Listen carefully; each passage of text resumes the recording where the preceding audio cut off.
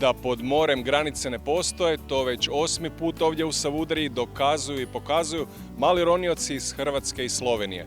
Ove godine u sklopu projekta Čišćenje bez granica pridružila su im se i djeca iz Ukrajine.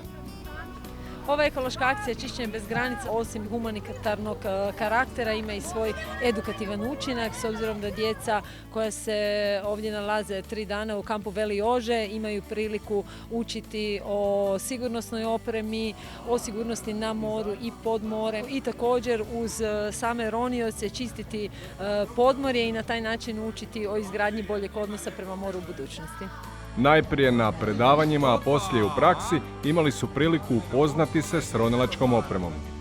Naravno, to je i bit svega, da se upoznaju sa opremom, da pod vodom se mogu kretati i da nije to toliko hladno, da postoji ronilačka odijela, maska i naravno da vide da to ronjenje nije toliko teško kako su možda i mislili. Taj osmijeh na licima njih je nama instruktorima vrlo bitan. Evo ovdje se nalazi trenutno više od 50 djece, imamo djecu iz potresa pogođenog područja, a to je Glina, zatim djeca nagradnog natječaja podružnice Vladimir Nazor, odnosno osnovne škole Ante Kovačić iz Zagreba i imamo djecu iz ratom pogođenog područja iz Ukrajine, a koja se trenutno nalaze na području Istarske županije. Ovdje za njih su je organizirano vodene aktivnosti u smislu vodenog parka, zatim imaju na raspolaganju supove, kajake. Evo, djeca sa roniocima imaju priliku zaroniti u naše Jadransko more i zajedno uz stručni nadzor instruktora ronjenja čiste podmorje i na taj način stječu i samu ekološku svijest o tome koliko je važno očuvanje mora, okoliša i prirode. Što se tiče mora, more je izvanredno na ovome primjeru, nema uopće zagađenosti. A da bome, tu je velika ogromna količina plovila koja prolaze i da se uvijek može pronaći nešto što ne pripada morskom okolišu. Najljepše u ronjenju zato što mogu vidjeti prirodu ispod mora, mogu vidjeti sve životinje koje još nisam vidjela i jako je lijepo. Pa disanje je lako, pa sviđa mi se vidjeti dno mora, vidjeti biljke, ribe. A zašto je važno da more bude čisto? Da ne uginu ribe, da ne pojedu ne smeće i da biljke ostanu žive. Vidjeli smo ove vrećice, neke žute i bilo je jako puno pijeska i bilo sve pješčano pa je bilo jako mutno za vidjeti. Ja dolazim iz Ukrajine.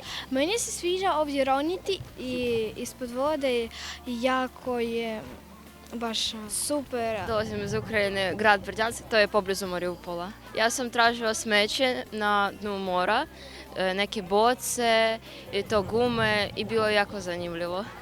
Jako su dobri, jako brzo uče, evo kao što ste vidjeli, znači nakon nekoliko zarona oni su već kadri samostalno roniti i vrlo je bitno što osim edukativnog dijela ove akcije djeca pokazuju i ljubav prema ronjenju kao sportu koji može izuzetno doprinijeti smanjenju negativnog utjecaja, bar u ovom smislu smanjenja otpada u moru. Za sigurnost djece pod morem brinuli su se ronioci Nemo Adriatika i instruktori brojnih klubova i službi iz Hrvatske i Slovenije. Okupili smo veliki broj hrvatskih ronilačkih klubova, a između ostalog, i dosta smo ponosni na to, ronioce civilne zaštite, ronilačkog tima državne interventne postrojbe, javne vatrogasne postrojbe grada Splita, grada Zagreba, grada Karlovca, uz pomoć Slovenske potapljaške zveze, nekoliko klubova i rešavalnih enota iz Slovenije. Ovo je hrvatsko-slovenska ekološka akcija čišćenja podmorja, što znači da granice ne postoje i slovenski ronioci pomažu hrvatskim kolegama roniocima u čišćenju podmorja u luci Savudrija, dok hrvatski ronioci također istovremeno odlaze u Sloveniju i zajedno sa slovenskim roniocima čiste podmorje u luci Piran. To je čistilna akcija meddržavna.